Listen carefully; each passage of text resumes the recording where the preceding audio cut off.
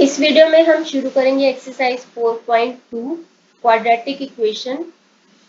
Class 10 का chapter है mathematics, R D Sharma की बुक से। तो पिछले वीडियो में हमने क्वाड्रेटिक इक्वेशन को सॉल्व किया था एक्सरसाइज 4.1 में। यहाँ पे हम क्वाड्रेटिक इक्वेशन को फॉर्म करना सीखेंगे, उसको बनाना सीखेंगे। आपको वर्ड प्रॉब्लम्स दिए होंगे, उसके बेसिस पे आपको क्वाड्रेटिक इक्वेशन को बनाना है। क्वाड्रेटिक इक्वेशन इस फॉर्मेट में होता है ax square plus B X plus C is equal to 0, जहाँ पे a, b और c रियल नंबर्स होते हैं और x की जितनी भी पावर्स होते हैं वो पॉजिटिव इंटीजर्स होते हैं।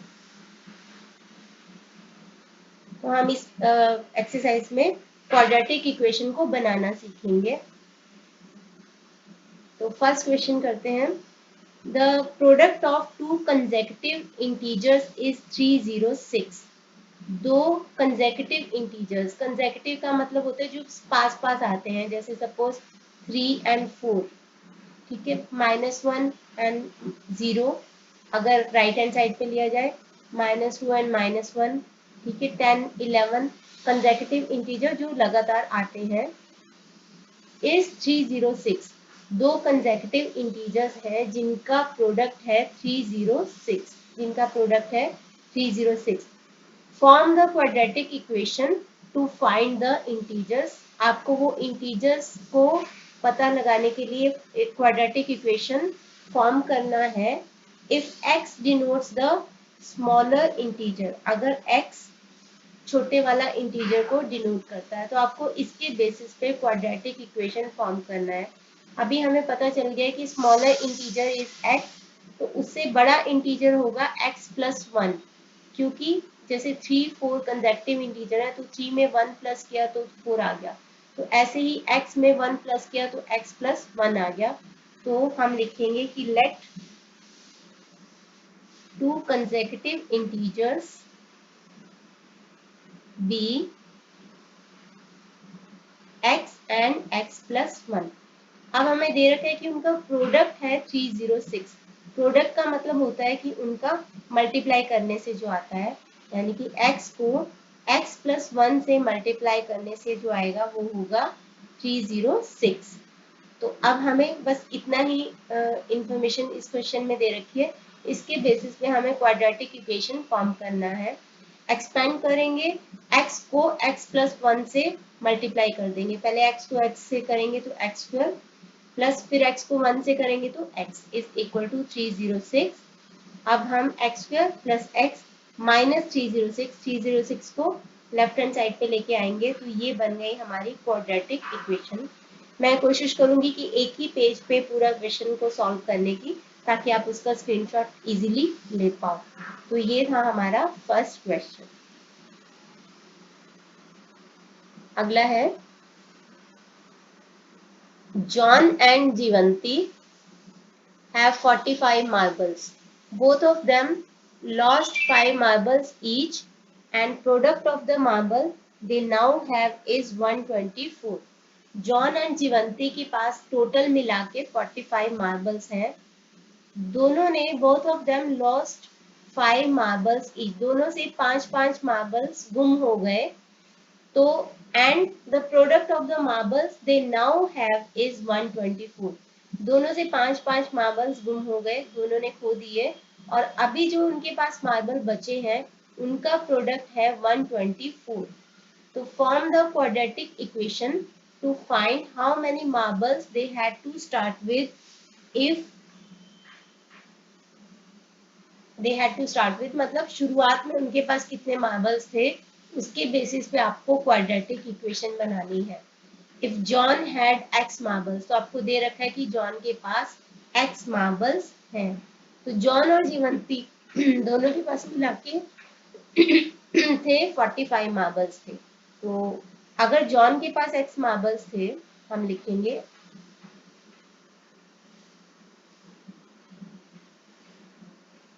तो जीवंती के पास कितने होंगे, जीवंती के पास होंगे 45 माइनस एक्स मार्बल्स, क्योंकि दोनों के पास मिला के 45 मार्बल्स थे, जिसमें से अगर एक्स मार्बल्स जॉन के पास थे तो जीवंती के पास 45 माइनस x मार्बल थे। दोनों ने ही 5 मार्बल्स खो दिए, दोनों से ही गुम हो गए 5 मार्बल्स। तो जॉन के पास कितने मार्बल्स रह गए? अभी जॉन के पास रह गए x माइनस 5, और जीवंती के पास कितने मार्बल्स रह गए? उसके पास थे 45 माइनस एक्स, अब उससे भी 5 मार्बल्स हो गए, तो उसके पास रह गए 5 minus 5 marbles. The product of the marble they now have is 124। तो अब जितने उनके पास मार्बल रह गए उनका जो प्रोडक्ट है, मतलब उनको मल्टीप्लाई करके जो आएगा वो है आपका 124। तो हम इसी को सॉल्व करते हैं। x माइनस 5 यहाँ पे आ जाएगा 40 माइनस एक्स, तो ये हो जाएगा आपका 124। तो अब हम इन दोनों को मल्टीप्लाई करेंगे। x को पहले 40 से मल्टीप्लाई करेंगे, फिर माइनस एक्स से, तो 40x minus X square, minus 5 को 40 से मल्टीप्लाई करेंगे -200, फिर माइनस 5 को माइनस एक्स से मल्टीप्लाई करेंगे, तो यह आ जाएगा आपका plus 5x is equal to 124। तो ये हो जाएगा minus X square, 45x plus 5x, तो ये हो जाएगा आपका 45x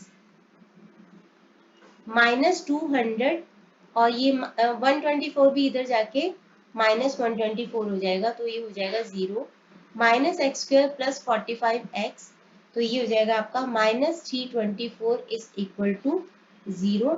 या तो आपको इस सारी इक्वेशन को माइनस एक्स स्क्वायर को, क्योंकि प्लस बनाना है, तो हम क्या करेंगे, इस सारी को राइट हैंड साइड पे लेके जाएंगे, तो माइनस एक्स स्क्वायर का प्लस एक्स स्क्वायर बन जाएगा, 45x का माइनस 45x, और माइनस 324 का प्लस 324 बन जाएगा। तो X square minus 45x plus 324 is equal to 0। तो ये बन जाएगी हमारी क्वाड्रेटिक इक्वेशन। अगला क्वेश्चन है, the height of a right angle triangle is 7 centimetre less than its base. एक राइट एंगल ट्रायंगल है जिसकी हाइट इसके बेस से 7 सेंटीमीटर लेस है। तो सपोज उसका बेस है x, तो उसकी हाइट होगी x minus 7। If the hypotenuse is 13 centimetre, hypotenuse ये वाला होता है राइट एंगल ट्रायंगल में, ये होता है बेस नीचे x और हाइट है x माइनस 7 और हाइपोटेन्यूज है 13 centimetre, then form the quadratic equation to find the base of the triangle। तो आपको बेस को यानी कि x को पता लगाते हुए उसके बेसिस पे क्वाड्रेटिक इक्वेशन फॉर्म करना है। अब हमें पता है कि राइट एंगल ट्रायंगल में पाइथागोरस थ्योरम लगता है। तो पाइथागोरस थ्योरम के अकॉर्डिंग टू पाइथागोरस थ्योरम क्या होता है कि हाइपोटेन्यूज का जो स्क्वायर होता है is equal to base square plus height square, ये होता है। ये हमारी पाइथागोरस थ्योरम होती है। तो यहाँ पे हमारा हाइपोटेन्यूज कितना है 13, तो हम यहाँ पे लिखेंगे 13 square is equal to X square plus height कितनी है x माइनस 7 स्क्वायर। 13 का स्क्वायर होएगा 169, ये है x स्क्वायर, x माइनस 7 यानी कि a माइनस बी का होल स्क्वायर। अलजेब्राइक आइडेंटिटी होती है a square plus B square minus 2ab, तो plus X square plus B square यानी कि माइनस 7 का स्क्वायर कितना होगा 49 माइनस 2ab, मतलब माइनस 2 क्या a क्या है हमारा x और b क्या है हमारा 7, हो जाएगा 169 is equal to 2x square plus 49, यहाँ पे आ जाएगा 2 को 7 से करेंगे 14, तो माइनस 14x। अब हम इस 169 को भी राइट हैंड साइड पे लेके जाएंगे, तो 2x square minus 14x plus 49 minus 69 is 169 is equal to 0, तो 2x square minus 114x minus यहाँ पे आ जाएगा आपका 120 इज इक्वल टू 0। तो x के कोफिशिएंट को अगर हम बना सकते हैं तो बना देते हैं, इसको 1 का कोफिशिएंट 1 बना देते हैं। तो सारी इक्वेशन में 2, 14 और 120 है, जो कि सारे के सारे 2 से डिविजिबल हैं, 2 के टेबल में आते हैं। तो हम 2 को कॉमन ले लेंगे, X square minus 7x minus 60 is equal to 0, दोनों साइड इक्वेशन को 2 से डिवाइड कर देंगे तो आ जाएगा X square minus 7x minus 60 is equal to 0। तो ये हो जाएगी हमारी क्वाड्रेटिक इक्वेशन। अगला क्वेश्चन करते हैं इसका। अ कॉटेज इंडस्ट्री, फोर्थ क्वेश्चन है, a cottage industry produces a certain number of toys in a day। एक कॉटेज इंडस्ट्री है जो कि कुछ टॉयज बनाती है हर रोज। The cost of production of each toy in rupees was found to be 55 minus the number of toys produced in a day। हर एक toy की जो कॉस्ट होती है वो जितने भी उस दिन टॉयज बनाए गए थे उसमें से 55 माइनस कर दो तो वो होती है cost of production of each toy is 55 minus the number of toys produce in that day. जितने भी आपने उस दिन टॉयज प्रोड्यूस किए होंगे तो 55 में से उसको माइनस कर दो तो आपकी कॉस्ट आ जाएगी। तो on a particular day the cost of production was 750। तो एक खास दिन cost of production थी 750 rupees। If x denotes the number of toys produced that day, form the quadratic equation to find x। अगर उस दिन x number of toys produce किया गया था, x is the number of toys जो कि उस दिन बनाए गए थे और उस दिन cost of production थी 750। तो आपको बताना है क्वाड्रेटिक इक्वेशन को फॉर्म करना है टू फाइंड x। अब है आपको दिया हुआ कि cost of production of each toy was found to be 55 minus the number of toys in a day. तो एक टॉय की कॉस्ट बताई है। तो सबसे पहले तो हम बताते हैं यहाँ पे हमें दे रखा है कि number of toys, if number of toys produced is during that day is x। x है उस दिन x number of toys produce किए गए थे। एक टॉय की production cost of one toy उस दिन कितना होगा 55 में से माइनस कर दो जितने प्रोडक्ट जितने उस दिन प्रोड्यूस किए गए। तो cost of one toy will be x minus 55 minus x। 55 minus the number of toys. तो 55 में से जितने भी टॉयज प्रोड्यूस किए गए हैं उनको माइनस कर दो तो वो एक टॉय की कॉस्ट हो जाएगी। तो टोटल कितने हमने दिया हुआ है क्वेश्चन में कि x number of toys produce किए गए हैं। तो cost of x toys will be जितना एक टॉय है उसको x से मल्टीप्लाई कर दो तो x इंटू 55 माइनस एक्स।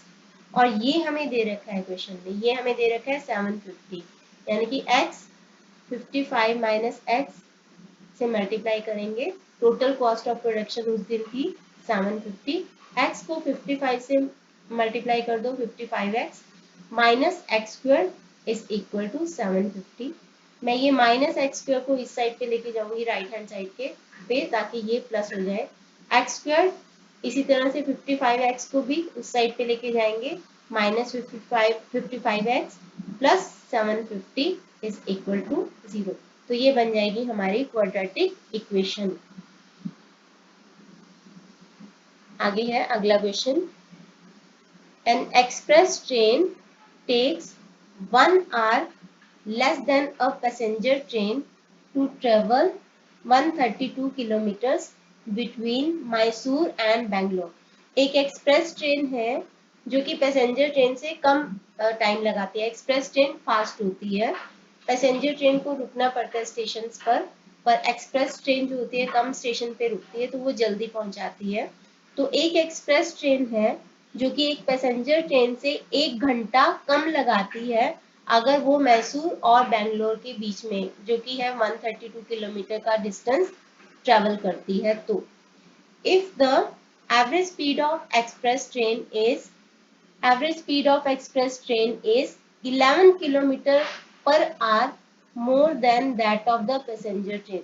उसकी स्पीड बताई हुई है आपको, एक्सप्रेस ट्रेन की स्पीड है 11 किलोमीटर पर आवर ज्यादा है पैसेंजर ट्रेन से। Then form the quadratic equation to find the average speed of the express train. तो अगर उसकी स्पीड, एक्सप्रेस ट्रेन की स्पीड जो है वो 11 किलोमीटर है, तो उससे 11 किलोमीटर पर आवर ज़्यादा है पैसेंजर ट्रेन से, तो हम पैसेंजर ट्रेन की एक बार स्पीड मान लेते हैं कि लेट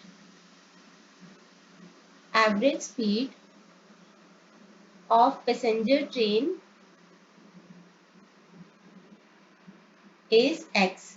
तो average speed of express train की कितनी होगी, x प्लस 11 होगी, x प्लस 11 होगी किलोमीटर पर आवर।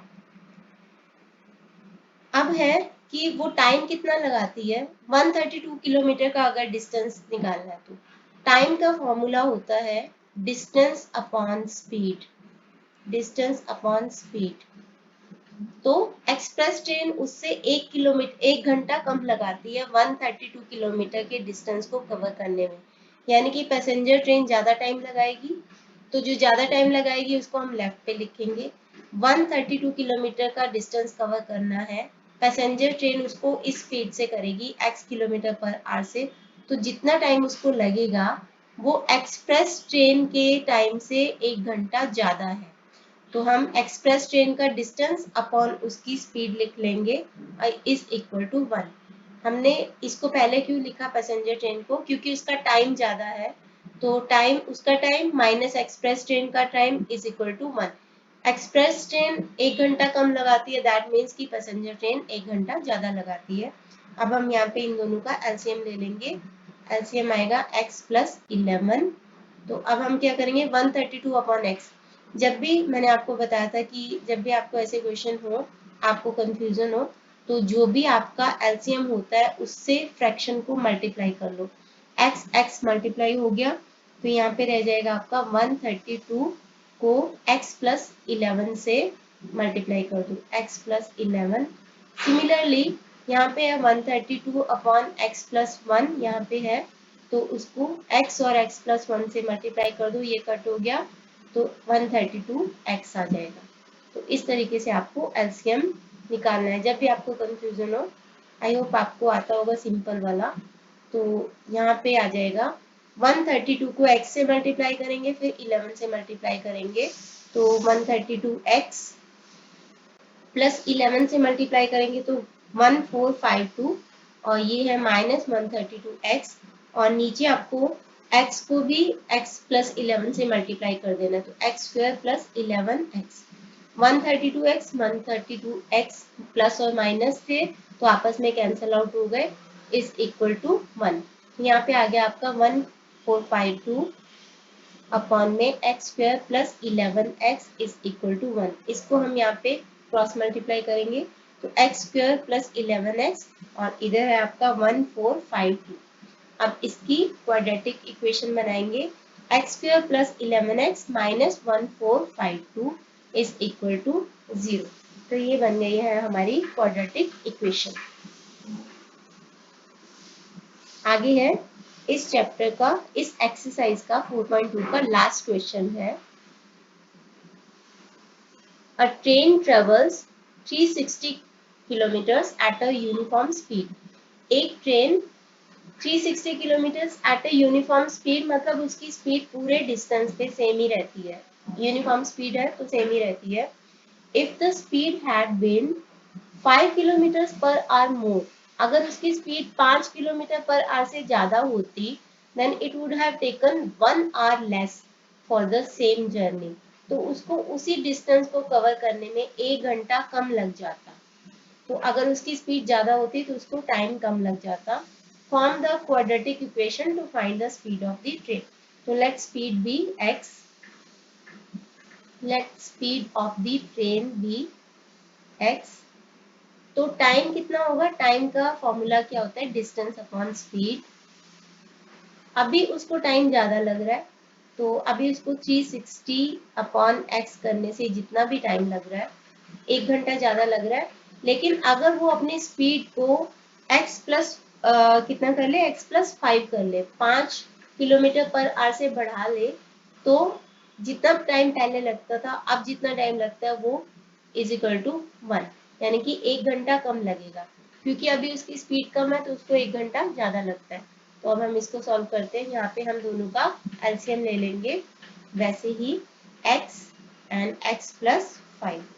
सिमिलरली वैसे ही 360 अपॉन x को x और x प्लस 5 से मल्टीप्लाई करो तो x x कैंसिल, तो 360 into x plus 5 minus 360x। तो यहाँ पे आपका आ जाएगा 360 इज इक्वल टू 1। अब 360 को x प्लस 5 से मल्टीप्लाई करेंगे तो 360x प्लस 1800 आएगा माइनस 360x, और नीचे डिनोमिनेटर में एक्स स्क्वायर प्लस 5x आ जाएगा इज इक्वल टू 1।